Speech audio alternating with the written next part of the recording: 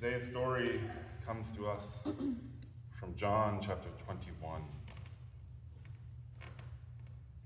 It occurs just after last week's story about doubting Thomas. But now the disciples are far away from Jerusalem, back up north in Galilee. The Sea of Tiberias, as mentioned in today's story, is the same as the Sea of Galilee, or Lake Gennesaret. It goes by several names. And today's story is often seen as a reversal of Peter's threefold betrayal of Jesus on the night he was arrested, before the cock crowed.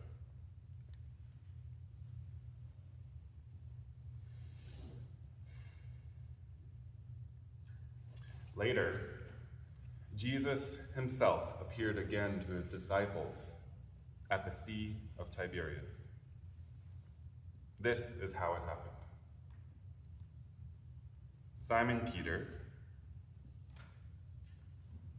Thomas, called Didymus, Nathanael from Cana in Galilee, Zebedee's sons, and two other disciples were together.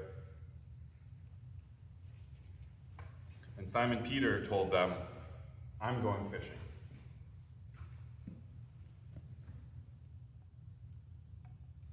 And the others said, "We'll go with you."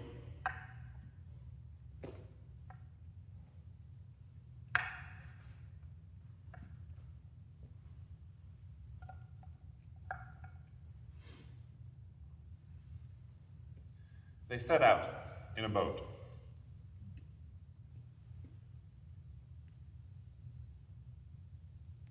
But throughout the night, they didn't catch anything.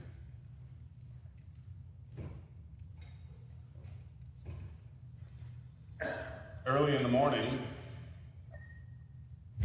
Jesus stood on the shore. But the disciples didn't recognize that it was Jesus.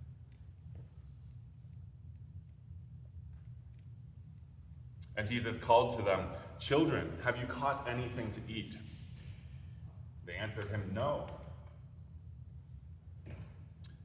He said, "Cast your net on the right side of the boat, and you will find some."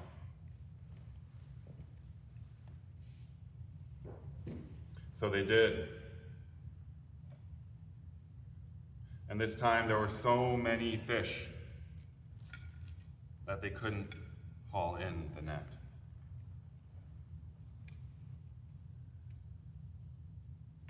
Then the disciple who loved Jesus said to Peter, "It is the Lord."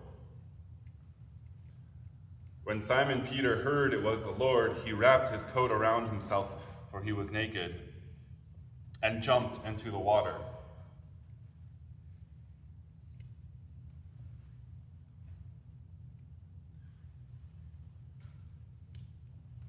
The other disciples followed in the boat, dragging the net full of fish because it was too full to pull in.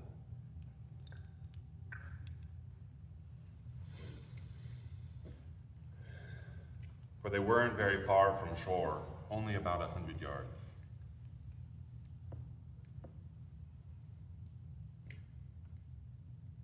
When they landed, they saw a fire there with some fish on it and some bread.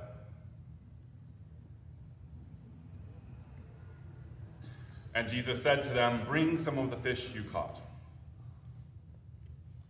Simon Peter got up and pulled the net to shore. It was full of large fish, 153 of them. Yet the net hadn't torn, even with so many fish. Jesus said, "Come and have breakfast." None of the disciples could bring themselves to ask him, "Who are you?" They knew it was the Lord.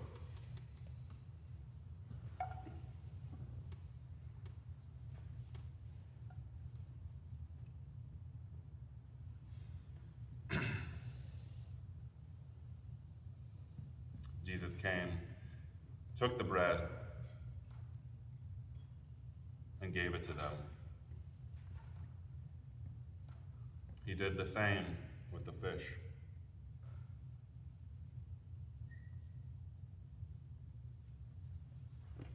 This was now the third time Jesus appeared to his disciples after he was raised from the dead.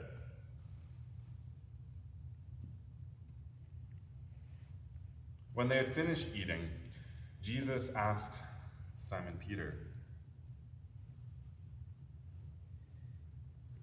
"Simon, son of John, do you love me more than these?" And Simon replied, "Yes, Lord, you know I love you." And Jesus said, "Feed my lambs."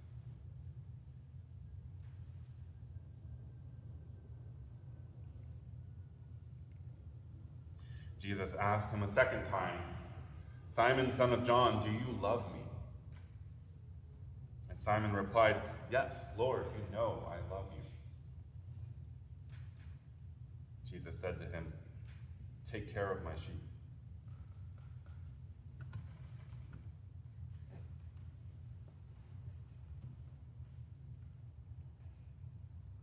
He asked a third time, "Simon, son of John, do you love me?" Peter was sad that Jesus had asked him a third time, "Do you love me?" And he replied, "Lord, you know everything. You know I love you." Jesus said to him, "Feed my sheep. I assure you that when you were younger, you tied your own belt and walked around wherever you wanted. When you grow old, you will stretch out your hands, and another will tie your belt and lead you where you don't want to go." He said this to show the kind of death by which Peter would glorify God. And after saying this, Jesus said to Peter, "Follow me."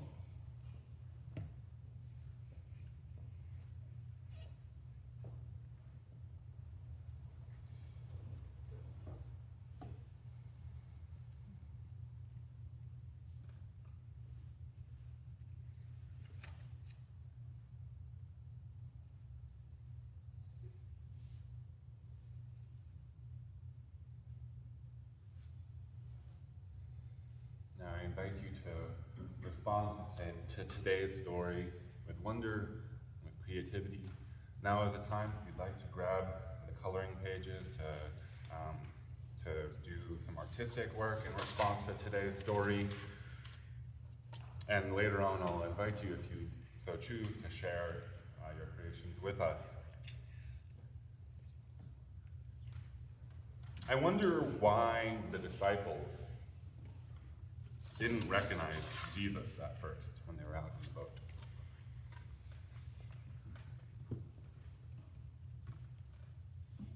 They were 100 yards from shore. Okay, so they were 100 yards from shore. Yes. There's some distance. There is. And they would not have expected to see him. After all, he had just died. Sure. So, He had just died. They had seen him twice, Oh, you know, okay, with, true. you know, in the story of Doubting Thomas. But yeah, Anna. Maybe he wanted to see if they would trust him even if they didn't know it was him. So maybe he disguised himself. Okay, so he deliberately wanted to see, you know, how they would respond if they didn't know it was him. For sure, yeah. In the Or if they in would last realize. week's story, he appears right in the room with them, and this time there's some distance. What is it? Almost every time that they meet Jesus after he dies, they don't recognize him. So I almost wonder if there's some sort of something he has to do to make them be able to. Sure, yeah. So in other stories, Jesus goes unrecognized until something happens. Mary thinks he's the gardener at the tomb. The two disciples on the road to Emmaus are in conversation with him for a while, and they don't realize it's Jesus until he breaks bread with them. So yeah, there might be something where there's this pattern where he has to do something for them to recognize him.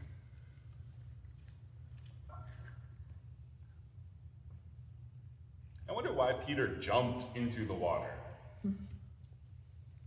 He's eager to go. He's eager. Can always rely on Peter being Can always rely on him. Yeah. Yeah, reliably impulsive. Yes. And Yes. I thought it was curious that he's on the boat fishing naked as one would, but then he puts his coat on and jumps into the water. Great. To our modern sensibilities, that is a strange detail. Yes. Like, don't you take your coat off to go in the water? I did think, like, Yeah. would weigh you down. Yeah, it would weigh you down, exactly. So Maybe he's And thinking now to you walk have on water on the way Yeah. in. Maybe the sea is very cold then. It's early morning, right? Right, sure. So yeah, strange detail. He was naked, puts on clothing to jump in the water. Yeah. I actually think it's important that we can always rely on Peter to do the impulsive thing. Yeah. Because there's plenty of impulsive things that need to happen in this story where you gotta suspend disbelief. You gotta decide, like, okay, this is not what I expected, but this is what I observed. And Peter seems pretty good at that. Yeah, so he's reliably, responding in the way that perhaps, someone who doesn't understand what's going on Yeah. would respond to. Yeah. What does that tell you about the scenario if that's what he's reliably doing? Maybe his eyes are open more, maybe he's crazy, maybe a combination of the two. But I mean, it follows the narrative of, follow Peter. He's gonna, plant the church somewhere. And I've always appreciated his roles in these stories because it shows that sometimes, like, drastic impulsive action is what's needed that goes against what's expected of you at that time. And that's why I've always appreciated his part in these stories. Sure. Yeah. Back in the day, when the Peanuts cartoons were more popular and widespreadly, that's not, most people were familiar with them, even my students. I used the Peanuts cartoons, the characters, to explain. I was teaching Old Testament particularly. But I love the fact that there's such a variety of personality and doubt, because I could relate to, all of that. So the Peanuts cartoon, there's something for every human weakness, a character for every human weakness and obnoxiosity. And scripture is the same. So the doubting Thomas, the bumbling this, So we can see ourselves impulsive, I in think, yep, me too, the me too. characters. Oh, Yeah. Yep. So I wonder why Jesus feeds them before he even speaks to them.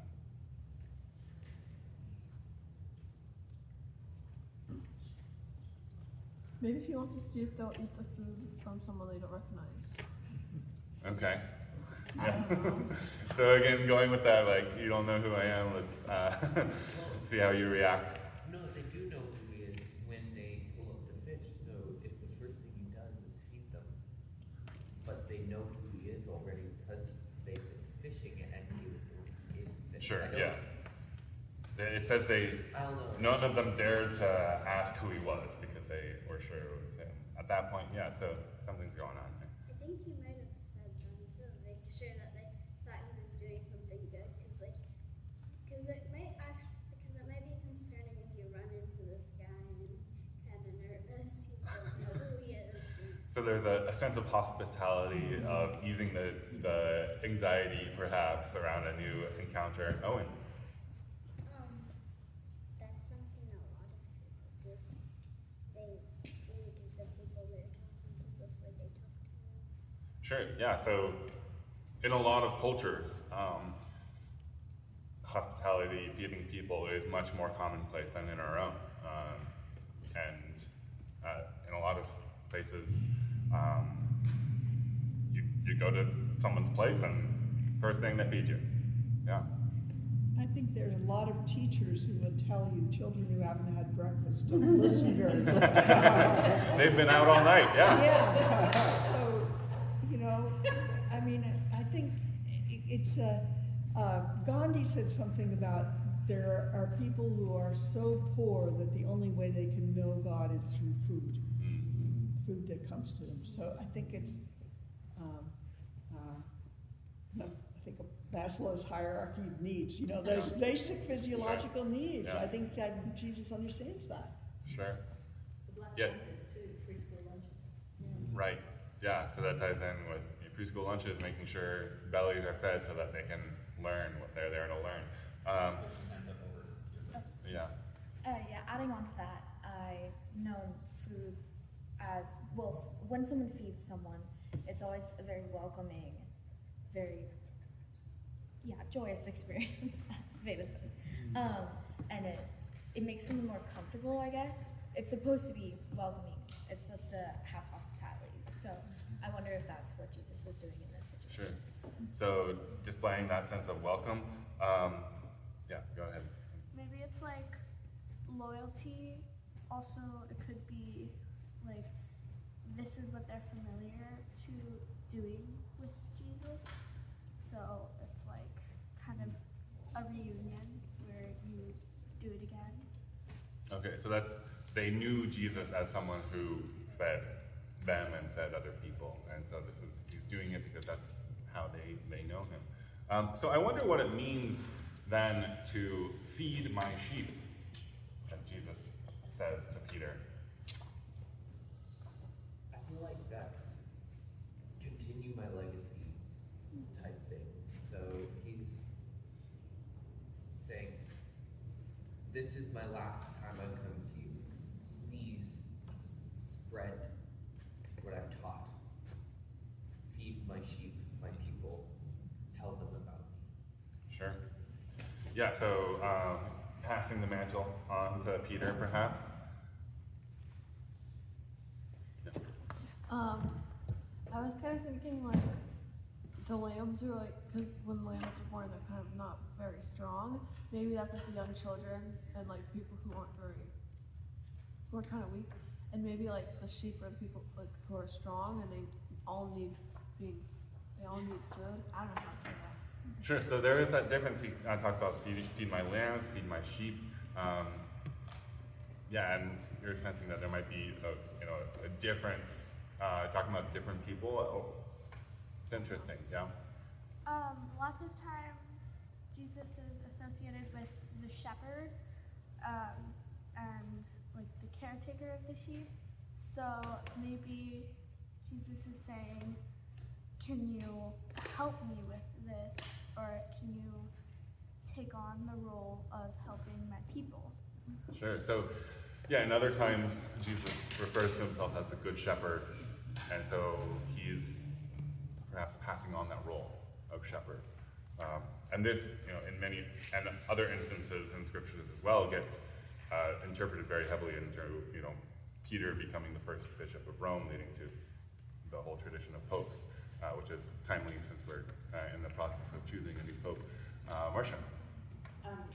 Not we are, but the Catholic Church is.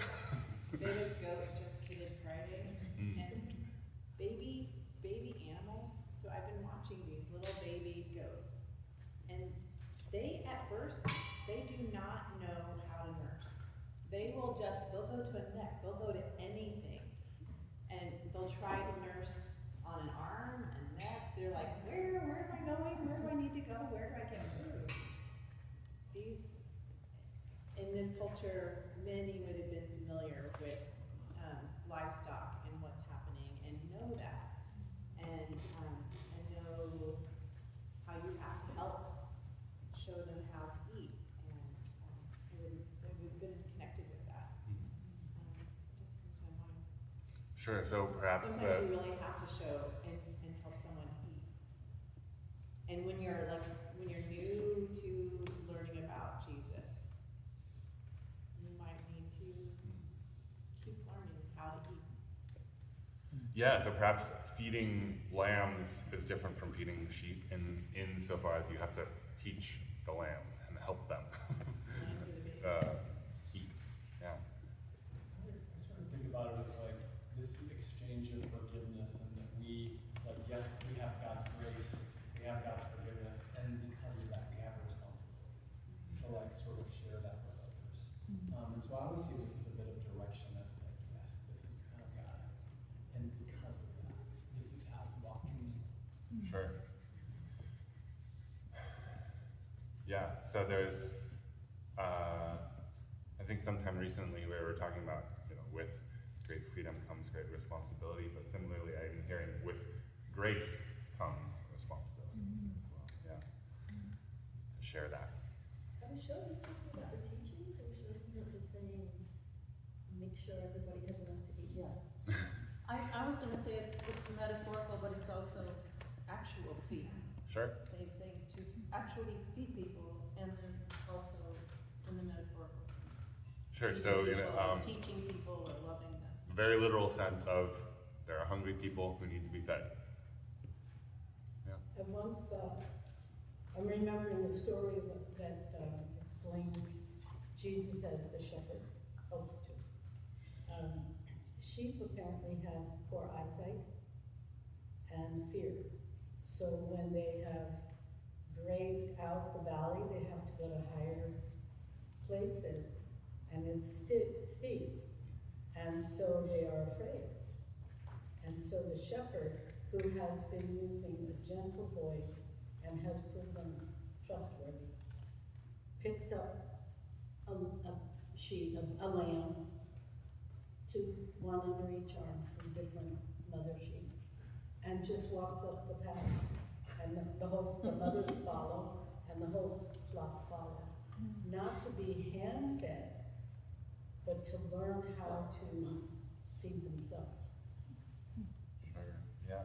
And in coming weeks, I forget whether it's next week or the following, there is a passage where Jesus says, the sheep know my voice and they follow me. That's coming up.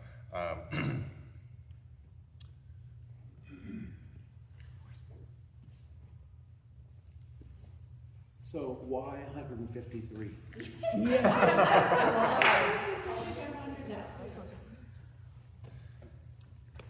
What do you imagine? Somebody counted. That's a lot to count in that moment. And then somebody wrote it down and it's come down through history.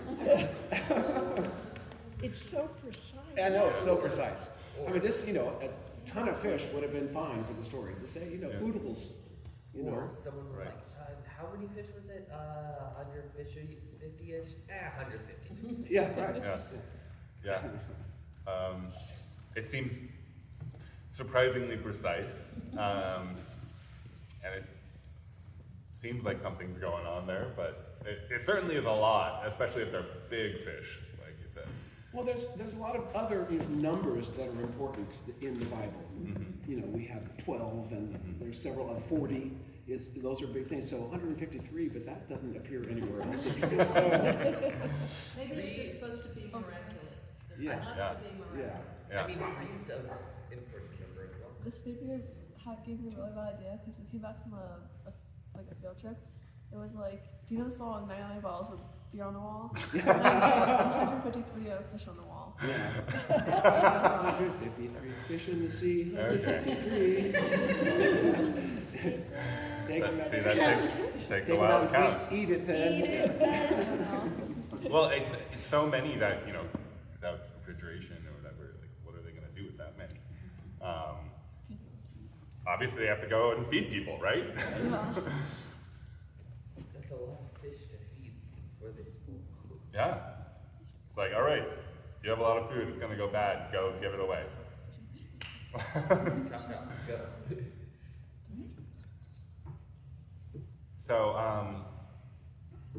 before we wrap up with our last question, now is the time, if anybody wants to share what they've created with their their illustration. If anybody would like to, I invite you to do that now. I made this. Hannah made that, or you Me- made? me and Hannah. Yeah, together. You together, okay. Yeah. Beautiful. Is there anything particular that the drawing inspired you to see?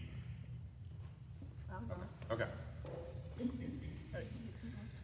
Well, so given everything we've discussed today, I wonder where the good news is for you in today's story.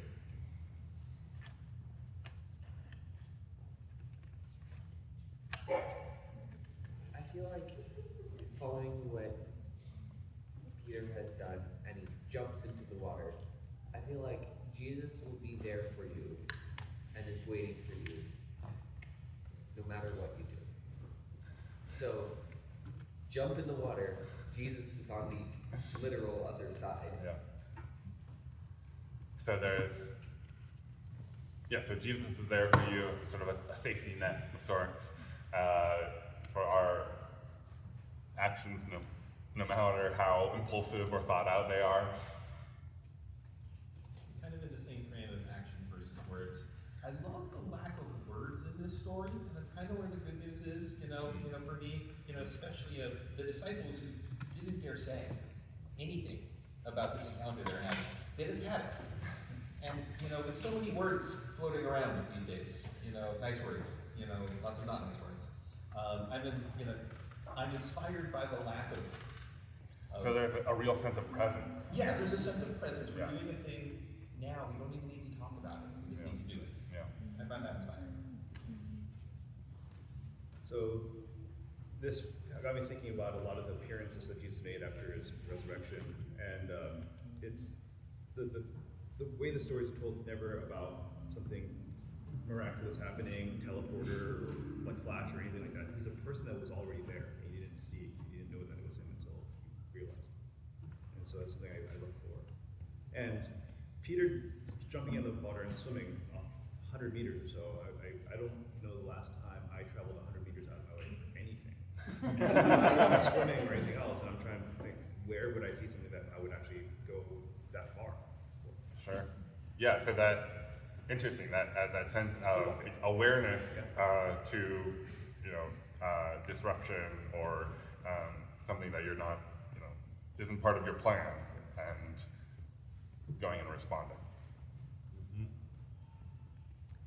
For me, what strikes me in the story is that Jesus comes to them in their everyday life.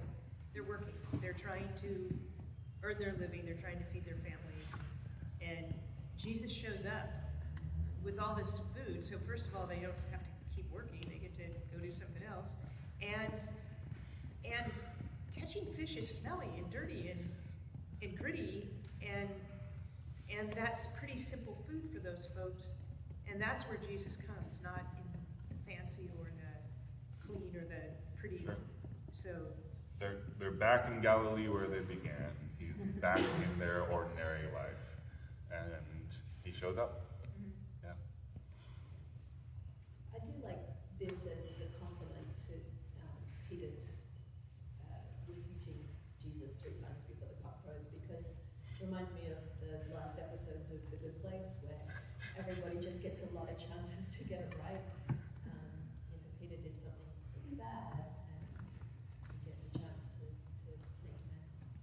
Sure. Yeah. So that grace, again,